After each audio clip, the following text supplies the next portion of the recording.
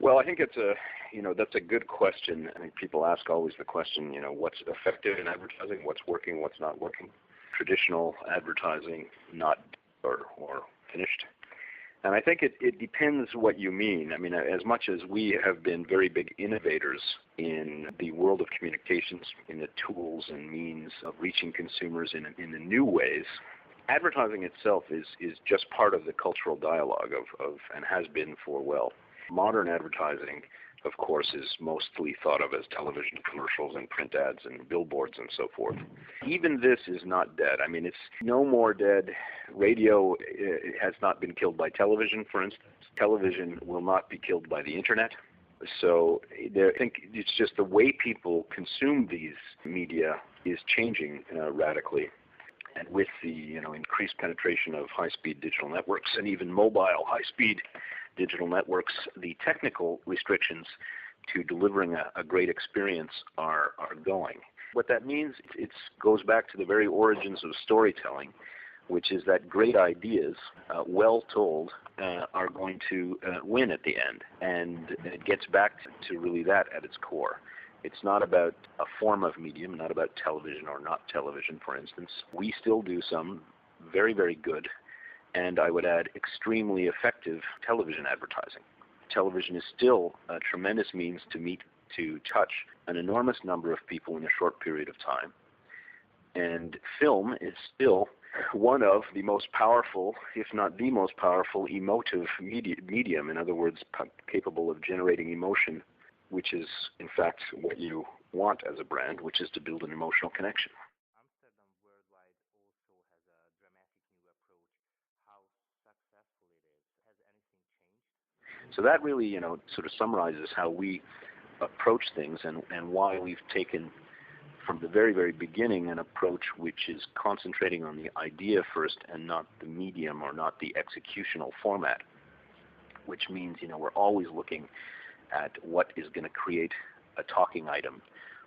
Is this campaign for product X or brand Y, is it really worth talking about it? And no bullshit, if we weren't in the advertising business sitting around the table at night with our friends, would we talk about this thing? And that's the filter we put it through before we propose anything to our clients. When does you advise clients to use viral and buzz marketing solutions? I don't know about you guys, but I think right now there isn't a single client who doesn't want a viral film as part of a campaign.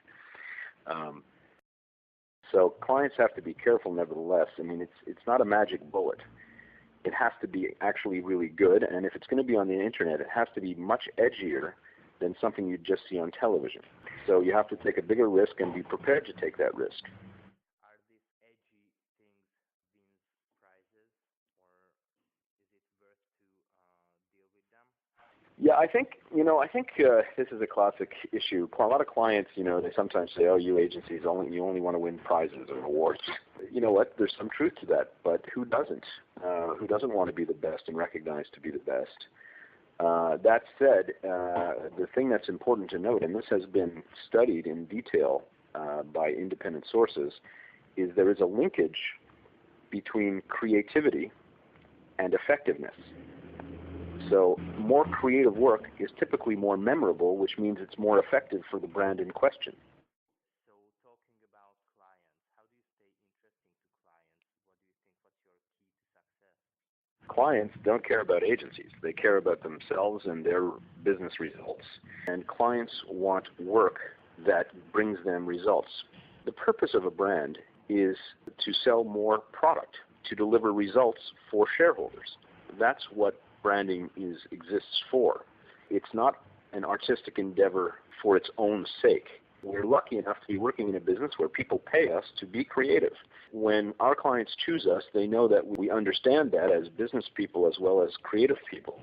And so if you want to be successful with your clients, get to know them as well as they know themselves inside and out, and you'll be an indispensable partner to them. And I think that's what they're looking for.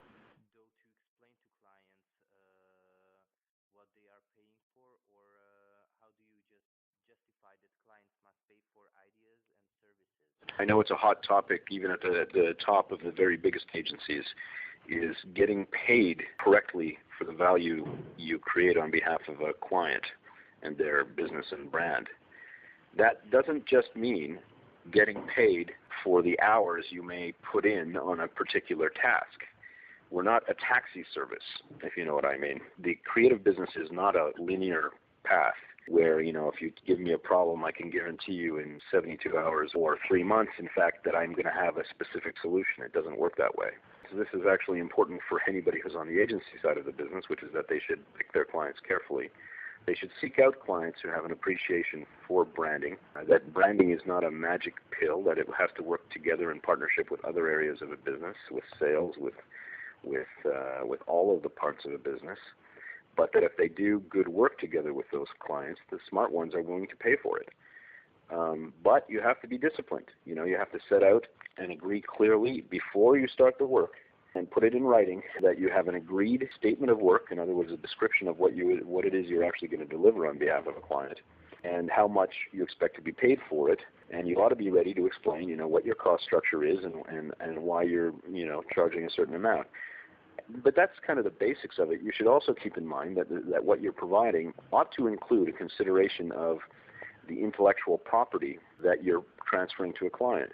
And if you're doing things for them that actually generate revenues over and above the task at hand, in every industry, in every creative industry, getting paid properly for the creative product is a big subject.